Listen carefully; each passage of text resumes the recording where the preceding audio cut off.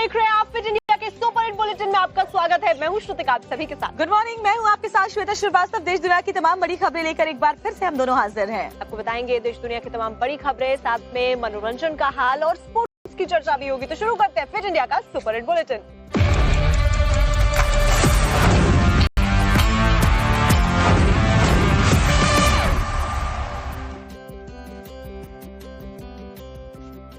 प्रधानमंत्री नरेंद्र मोदी इजराइल के दौरे पर है। इजराइल में उनका जबरदस्त स्वागत किया गया है, यहाँ तक कि उन्हें सर्वोच्च सम्मान वहां का दिया गया। और इतना ही नहीं, इजराइल के पीएम ने तो प्रधानमंत्री नरेंद्र मोदी को एशिया का शेर तक करार दिया है। और साथ ही साथ वहां का विपक्ष जो कि बॉयकॉट कर रहा था, वो भी प्रधानमंत्री नरेंद्र मोदी के सम्मान में संसद में पहुंच गया।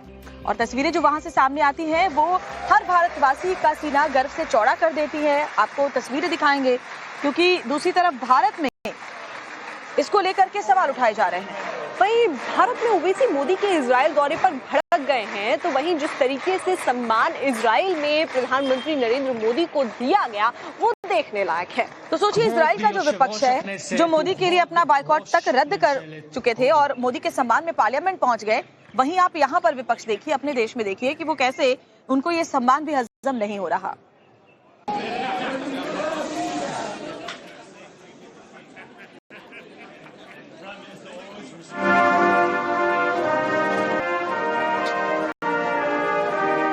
प्रधानमंत्री नरेंद्र मोदी के इजराइल दौरे पर असदुद्दीन ओवैसी भड़क गए, उनकी तरफ से बयान दिया गया है। और देखिए, ओवैसी इस बात को लेकर के नाराज हैं, क्योंकि इजराइल के ऊपर कई तरह के आरोप लगते रहे हैं। और ऐसे में ओवैसी ने एक्स पर पोस्ट करके लिखा, युद्ध अपराधी को मोदी ने गले लगाया। साथ ही उनकी तरफ से ये भी लिखा गया कि भारत के पुराने फिलिस्तीन स्टैंड से धोखा किया गया है। ये भी असदुद्दीन ओवैसी ने कहा, गाजा का नरसंहार हम कभी भूलेंगे नहीं। ये बात भी असदुद्दीन ओवैसी की गई है। ओवैसी ने कहा कि हमेशा से भारत फिलिस्तीन के मुद्दे पर जो स्टैंड लेता रहा है, ये एक तरह से उसके साथ धोखा है। इजराइल जाकर के वहां के प्रधानमंत्री को गले लगाना, ये तस्वीर बताती है कि गाजा का नरसंहार हमारे दिलों में जो है वो प्रधानमंत्री नरेंद्र मोदी भूल चुके हैं।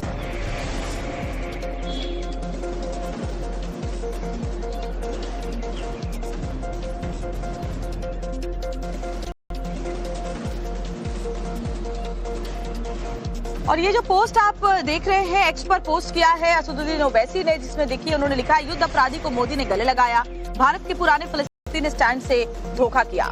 साथ ही गाजा का नरसंहार हम कभी भूलेंगे नहीं, ये बात असदुद्दीन ओवैसी की तरफ से सोशल मीडिया प्लेटफॉर्म एक्स पर लिखी गई है। उनका एक कहना है कि जिस तरीके से प्रधानमंत्री नरेंद्र मोदी का ये पूरा दौरा हुआ है, वो फिलिस्तीन पर जो भारत का रुख रहा है पिछले सालों में, उसके साथ धोखा है।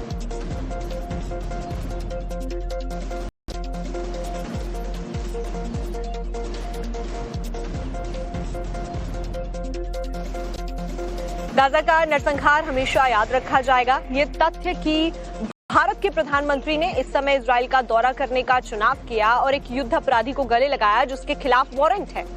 तो ये हम आपको एक बार फिर से डिटेल में वो पूरा पोस्ट बता रहे हैं ग्राफिक्स के जरिए, जिसमें उन्होंने ये भी लिखा कि प्रधानमंत्री ने भारत के फिलिस्तीनी लोगों के लिए लंबे समय से चले आ रहे समर्थन को भी धोखा दिया है। शायद पीएम का दौरा खत्म होने के बाद अमेरिका ईरान पर हमला करेगा। और साथ ही ज़ोयनिज़्म मुर्दाबाद, ओवैसी ने ये पोस्ट किया है।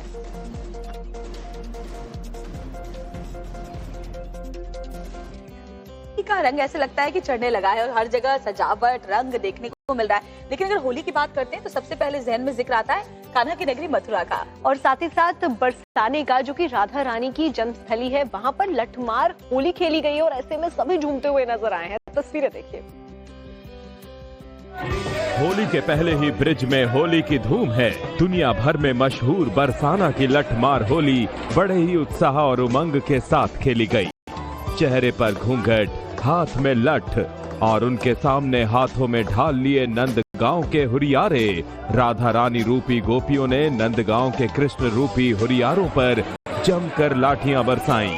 हंसी ठिठोली, गाली, अबीर गुलाल के साथ जमकर होली खेली गई। होली के इस उत्सव का आनंद देश विदेश से आए श्रद्धालुओं ने लिया। यहाँ की होली इतनी रंग बिरंगी, इतनी झनकार से भरी है, दिल्ली में अब ये दृश्य देखने को नहीं मिलता है। वहाँ कमर्शियल होली हो गई है, यहाँ मन से सब खेल रहे हैं। बरसाना के इस रंग उत्सव में सिर्फ रंग और गुलाल ही नहीं होते, बल्कि चारों ओर भजन कीर्तन, ढोल नगाड़ों की आवाज और नाच गाने से माहौल भक्तिमय हो जाता है।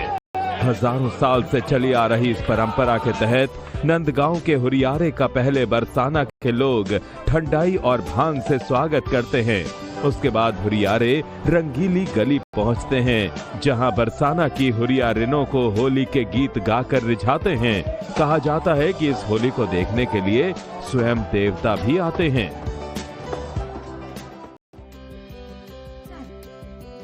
जिस तरीके से होली का खुमार चढ़ने लगा है, जो तस्वीरें बरसाने से भी देख रहे हैं, मथुरा से भी ऐसी तस्वीरें आ रही हैं जहां लोग सराबोर है रंगों में और भीड़ बहुत ज्यादा बढ़ जाती है। देश के कोने कोने से लोग मथुरा बरसाना पहुंचते हैं होली खेलने के लिए। प्रशासन के लिए एक बड़ी चुनौती होती है और इसी वजह से, भीड़ की वजह से एक बड़ा हादसा होते होते कैसे टल गया, देखिए आप। मथुरा के बरसाना में बुधवार को अनोखा नजारा देखने को मिला। चेहरे पर घूंघट, हाथ में लठ और उनके सामने हाथों में ढाल लिए नंदगांव के हुरियारे, जिसे देखने के लिए देश विदेश से 20 लाख से ज्यादा लोग मथुरा पहुंचे। लेकिन इस दौरान माहौल उस वक्त बिगड़ गया जब बैरियर खुलते ही दर्शनों के लिए श्रद्धालुओं की भीड़ ने दौड़ लगा दी और भगदड़ जैसे हालात बन गए। कई लोग इस दौरान नीचे भी गिर गए, लेकिन पुलिस ने तत्परता से बड़ा हादसा होने से टाल दिया। दरअसल बरसाना रंगीली होली के दौरान शाम करीब 4 बजे लठमार होली के समय श्री राधा रानी मंदिर बरसाना मार्ग पर भीड़ बढ़ने से अफरा तफरी की स्थिति बन गई और जैसे ही मंदिर के कपाट खुले, भक्तों ने राधा रानी के दर्शनों के लिए दौड़ लगा दी। इस दौरान कई लोग नीचे गिर गए, जिन्हें मामूली चोट भी आई है। हालांकि प्रशासन ने वक्त रहते स्थिति को संभाल लिया। जानकारी के मुताबिक भीड़ नियंत्रण के लिए पुलिस की ओर से बनाए गए बॉक्स सिस्टम से श्रद्धालुओं को एक बॉक्स से दूसरे बॉक्स की ओर भेजा जा रहा था। इसी दौरान संजय वकील तिराहा के पास बैरियर खुलते ही दर्शन के लिए तेजी से आगे बढ़ रहे श्रद्धालुओं में से कुछ लोग भीड़ की वजह से नीचे गिर गए। हालात बिगड़ते देख फिर पुलिस ने मोर्चा संभाला और तुरंत लोगों को बाहर निकालकर भीड़ पर कंट्रोल किया गया। गनीमत रही कि वक्त रहते हालात कंट्रोल कर लिए गए, नहीं तो कोई भी बड़ा हादसा हो सकता था। के दौरे पर है, लेकिन इसे सियासी रंग कौन दे रहा है? अखिलेश यादव। दरअसल जापान से और साथ ही उसके पहले सिंगापुर से उत्तर प्रदेश के लिए बहुत सारा करोड़ों का निवेश लेकर के योगी आदित्यनाथ लौटेंगे, लेकिन अखिलेश यादव को इसको लेकर के क्यों टेंशन है, वो क्या कुछ कह रहे हैं, वो भी देखिए इस रिपोर्ट में। सीएम योगी आदित्यनाथ जापान में डील पर डील साइन कर रहे हैं। बड़ी बड़ी कंपनियों के सीईओ से मिल रहे हैं। यूपी को $1 ट्रिलियन इकोनॉमी की रेस में आगे लेकर जा रहे हैं। लेकिन एसपी चीफ अखिलेश यादव अलग ही सियासी राग अलाप रहे हैं। ये बताओ, मुख्यमंत्री चले गए जापान और देखने गए टोक्यो और क्योटो जा ही नहीं रहे हैं। अब आप इसी से समझ लीजिए, जो हमारे देश के प्रधानमंत्री और उस समय के जो प्रधानमंत्री थे जापान के, उनके बीच समझौता हुआ था और ये बात तय हुई थी कि हम क्योटो बनाएंगे आपके वाराणसी को, और शायद कानपुर को बनाना चाहते होंगे लास वेगास, या शायद अब सिंगापुर देख आए हैं हमारे मुख्यमंत्री जी, तो कानपुर को खोद करके दोबारा फिर सिंगापुर बनाएंगे। सीएम योगी इस बात से वाकिफ हैं। उनके विदेश दौरे को लेकर विरोधियों में खलबली मची हुई है, तो विकसित यूपी के मिशन के जरिए मुख्यमंत्री आदित्यनाथ पलटवार भी कर रहे हैं। या जो प्रस्ताव हमें प्राप्त हुए हैं 1 लाख करोड़ रुपए तक के, और जिसमें 60,000 करोड़ तक के एमओयू यहाँ पे संपन्न हुए हैं, ये सभी यूपी को $1 ट्रिलियन की इकोनॉमी बनाने की दिशा में मील के पत्थर साबित होंगे। इसके अलावा जापान दौरे के पहले ही दिन 11,000 करोड़ रुपए के एमओयू पर हस्ताक्षर किए गए हैं। सीएम योगी के सिंगापुर दौरे में करीब 1 लाख करोड़ से ज्यादा के निवेश प्रस्ताव मिले। 60,000 करोड़ तक के एमओयू पर समझौता भी हो चुका है। वहीं जापान की तरफ से भी इन्वेस्टमेंट को लेकर बातचीत जारी है। इंडस्ट्री, टेक्नोलॉजी और कंस्ट्रक्शन सेक्टर में बड़े निवेश की उम्मीद है। सीएम योगी को इस जापान दौरे पर कई तोहफे भी मिले हैं। वो जब जापान पहुंचे तो यामानाशी प्रांत के गवर्नर ने भगवान बुद्ध की प्रतिमा भेंट की, जो दोनों क्षेत्रों के बीच शांति और बौद्ध विरासत को मजबूत करने के तौर पर देखी जा रही है। लेकिन इस दौरे का जो सबसे खास तोहफा है वो है जापान की पारंपरिक तलवार, जिसका नाम है निहोंतो, जिसे जापान की आत्मा कहा जाता है। वो सीएम योगी को प्रदान की गई है। जापान में सीएम योगी का ऐसा भव्य स्वागत हुआ कि पूरी दुनिया देखती रह गई। जापान जय श्री राम के नारों से गूंज रहा है और भगवा मैं हो गया है। राजधानी टोक्यो में यूपी सीएम ने भव्य रोड शो किया, जिसको देखने के लिए यहाँ पर रहने वाले भारतीय समुदाय सड़कों पर आ गए। वहीं चिर परिचित अंदाज में मुख्यमंत्री आदित्यनाथ ने बच्चों के साथ भी मुलाकात की। वहीं भारतीय दूतावास भी योगी के खान पान को लेकर खास ख्याल रख रहा है। और अब बात करते हैं एनसीईआरटी की। एनसीईआरटी की किताब में जो बदलाव किए गए हैं उसको लेकर चीफ जस्टिस ने नाराजगी जताई है। और चीफ जस्टिस ने किस बात को लेकर के सवाल उठाए हैं, क्या कुछ कहा है, देखिए इस रिपोर्ट में आप। एनसीईआरटी ने विवाद के बाद पूरे मामले में यू टर्न ले लिया है।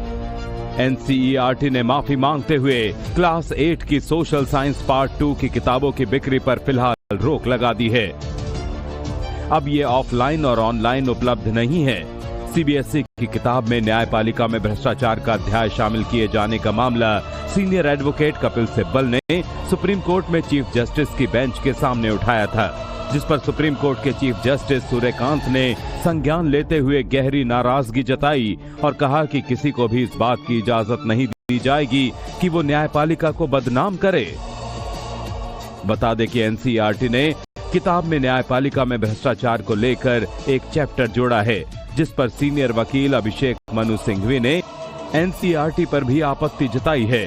सिंघवी ने कहा कि एनसीईआरटी का रवैया काफी सेलेक्टिव है, जिसमें सिर्फ केवल न्यायपालिका को ही निशाना बनाया गया है, जबकि किताब में नौकरशाही, राजनीति और दूसरे संस्थानों में भ्रष्टाचार का कोई जिक्र नहीं है। अब नजर इस पर है कि अध्याय हटेगा या संशोधन के साथ नई किताब आएगी। राहुल गांधी के कॉम्प्रोमाइज पॉलिटिक्स वाले बयान के ऊपर अब बीजेपी पूरे के पूरे गांधी परिवार के ऊपर हमलावर है। पूर्व पीएम नेहरू से लेकर के इंदिरा गांधी तक हर किसी पर हमला बोला है भारतीय जनता पार्टी ने, देखिए रिपोर्ट आप। बीजेपी ने राहुल गांधी पर हमला करने के लिए इतिहास को सियासी हथियार बनाया और उसी के आधार पर बीजेपी ने राहुल पर भयंकर पलटवार किया है। पार्टी ने पूरे गांधी परिवार पर ही देश हित को कॉम्प्रोमाइज करने का आरोप लगा दिया है। किस प्रकार से गांधी परिवार का कंप्रोमाइज मिशन चलता रहा, किस प्रकार से संबंध रहा विदेशी ताकतों के साथ, वो हम सबको ही जानते हैं। और अभी के जो बब्बर शेर बन रहे हैं, राहुल को भी आपने देखा है कि किस प्रकार से विदेशी शक्तियों के कठपुतली बनकर वो काम करते हैं। 1954 में नेहरू ने किस प्रकार से बिना किसी रिवाज के तिब्बत में भारत के अधिकार को चीन को सौंप दिया। शिमला समझौता, जिसमें 93,000 पाकिस्तानी सैनिक को बिना पीओ के कब्जा लिए हुए छोड़ देना, आखिर किस कंप्रोमाइज मिशन के तहत ये किया गया। बोफोर्स घोटाले में स्वीडिश जांच के लिए किस प्रकार से उसको रोकते हुए अपने मित्र के लिए कोटोरोची को बचाने का किस प्रकार से प्रयास किया गया। राहुल गांधी की पूरी राजनीति कंप्रोमाइज लीगेसी को ही आगे बढ़ाने वाली रही है। केंद्रीय मंत्री पीयूष गोयल ने तो सीधा राहुल गांधी पर अटैक किया। राहुल गांधी यानी कॉम्प्रोमाइज। गांधी परिवार पूरी तरीके से एक कॉम्प्रोमाइज्ड परिवार है। कांग्रेस पार्टी का इतिहास देख लें, वर्तमान देख लें, चाहे उनके भ्रष्टाचार के अलग अलग किस्से हों। राहुल गांधी जी ने एक प्रकार से बड़ी ओछी राजनीति देश और दुनिया के सामने दिखाई है। एक प्रकार से फॉरेन पावर्स के पपेट के रूप में he is nothing but a puppet of anti India forces. केंद्रीय मंत्री पीयूष गोयल यहीं पर नहीं रुके, उन्होंने जवाहरलाल नेहरू और इंदिरा गांधी पर भी गंभीर आरोप लगाए। सीआईए कांग्रेस को बार बार इलेक्शन के लिए फंड्स प्रोवाइड करती थी, पैसे दिया करती थी। सूटकेस भर भर के केजीबी पैसा दिया करती थी कॉम्प्रोमाइज्ड इंदिरा गांधी जी को, और ये पैसा सीधा केजीबी का उस समय की प्रधानमंत्री इंदिरा गांधी जी के घर तक जाता था। जवाहरलाल नेहरू जी ने किस प्रकार से बार बार देश के हितों के साथ कॉम्प्रोमाइज किया। उनका सेक्रेटेरिएट तो कहा जाता है एक ओपन बुक था सीआईए और केजीबी के लिए। यानी जिस कॉम्प्रोमाइज्ड पॉलिटिक्स को राहुल पॉलिटिकल टूल की तरह इस्तेमाल करना चाह रहे थे, अब उन पर ही बैकफायर होने लगा है।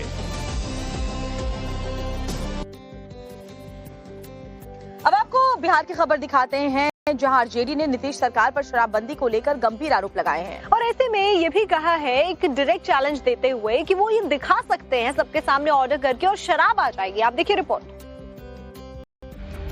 आरजेडी एमएलसी सुनील सिंह ने शराबबंदी को लेकर डायरेक्ट नीतीश सरकार को खुली चुनौती दे दी है और इसके लिए उन्होंने डेडलाइन भी फिक्स कर दी है।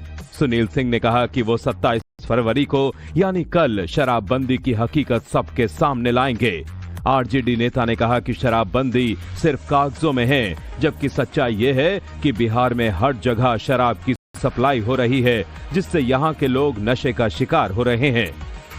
बगल का राज्य उत्तर प्रदेश, झारखंड, बंगाल और एक देश नेपाल, ये बॉर्डर है इतना लंबा चौड़ा जहां पर कहीं भी शराबबंदी नहीं है। तो आप कभी भी कल्पना नहीं कर सकते कि बिहार में शराब नहीं आएगा। और इसका प्रतिफल यह हुआ कि जो हमारी युवा पीढ़ी है वो पूरी तरह बर्बाद हो गया। जिसको शराब नहीं मिलता है वो आपको सूखा नशा के शिकार हो गए। आज जितना खपत पहले पंजाब में था, बेंगलोर में था, पुणे में था, दिल्ली में था, उससे कई गुना ज्यादा आज बिहार में सूखे नशे का व्यापार हो गया है। आरजेडी ने जैसे ये गंभीर आरोप नीतीश सरकार पर लगाए तो नीतीश के डिप्टी सीएम विजय कुमार सिन्हा समेत उनके सरकार के कई मंत्री जवाब देने के लिए आगे आ गए। सुनील सिंह के आरोपों को सिरे से खारिज कर दिया और कहा कि जो भी शराब की सप्लाई कर रहा है उसके खिलाफ कठोर कार्रवाई हो रही है। कहीं नहीं मिल रहा है, गड़बड़ लोग हैं, वही लोग गड़बड़ी कर रहे हैं। जो लोग बात कह रहा है ऐसे ही कुछ लोग गड़बड़ हैं जो करते रहते हैं। ऐसी बात नहीं है, सब गलत है। जो सामने आएगा, जो नजर आता है, जो शराब में पकड़े जाते हैं, गाड़ी हो या आदमी हो, जेल जाता है। जो आप भी जानते, कानून बना हुआ है। नेतन्याहू के साथ मोदी की डेलीगेशन लेवल की बातचीत है। बड़ी खबर हम आपको बता रहे इजराइल दौरे से जुड़ी हुई। तो आपको बता दें कि जिस तरीके से इजराइल दौरा प्रधानमंत्री नरेंद्र मोदी का अब तक रहा है, उसमें इजराइल की तरफ से समर्थन और जो गर्मजोशी दिखाई गई है उसको देखकर दुनिया पूरी दंग है।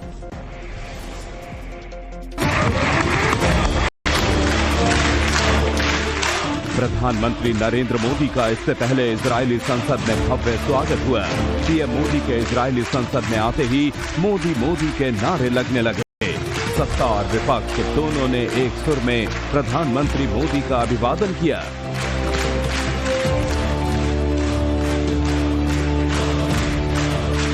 पीएम बेंजामिन नेतन्याहू ने इस मौके पर प्रधानमंत्री मोदी की जमकर तारीफ की। A great friend of Israel, a great champion of the Indian-Israeli alliance, and a great leader on the world stage. Welcome to Jerusalem, my dear friend, Prime Minister Narendra Modi and your distinguished delegation. Welcome to Jerusalem. PM Modi ने Netanyahu का आभार जताते हुए Israeli संसद में आतंकी संगठन Hamas हमले की निंदा की और कहा कि भारत लंबे समय से आतंकवाद से पीड़ित रहा है और भारत इजरायल के दर्द को अच्छी तरह से समझता है। The deepest condolences of the people of India for every life lost and for every family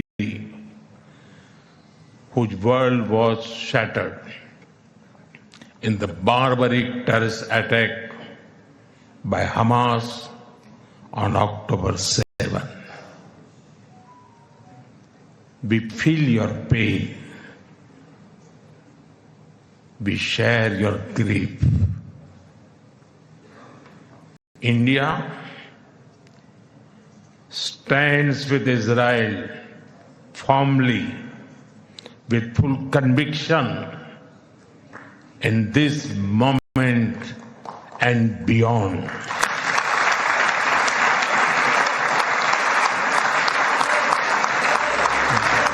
वहीं आज प्रधानमंत्री मोदी के इजरायल दौरे पर कार्यक्रम की बात करें तो आज का दिन काफी अहम है। प्रधानमंत्री नरेंद्र मोदी भारतीय समय के मुताबिक सुबह 11:15 बजे वाशेम का दौरा करेंगे। दोपहर 12 बजे राष्ट्रपति आइजैक हजोर्ग से उनकी मुलाकात होगी। फिर दोपहर 1:40 पर पीएम नेतन्याहू के साथ डेलीगेशन लेवल की बातचीत करेंगे। दोपहर 2:25 पर दोनों देशों के बीच कई एमओयू का आदान प्रदान होगा। दोनों ही नेता संयुक्त रूप से मीडिया को संबोधित करेंगे। दोपहर 3 बजे पीएम मोदी का भारतीय यहूदी समुदाय से संवाद का कार्यक्रम है, जिसके बाद प्रधानमंत्री शाम 5:50 पर दिल्ली के लिए रवाना हो जाएंगे। पीएम मोदी ने इजरायल दौरे पर एक बड़ा दिलचस्प बयान भी दिया।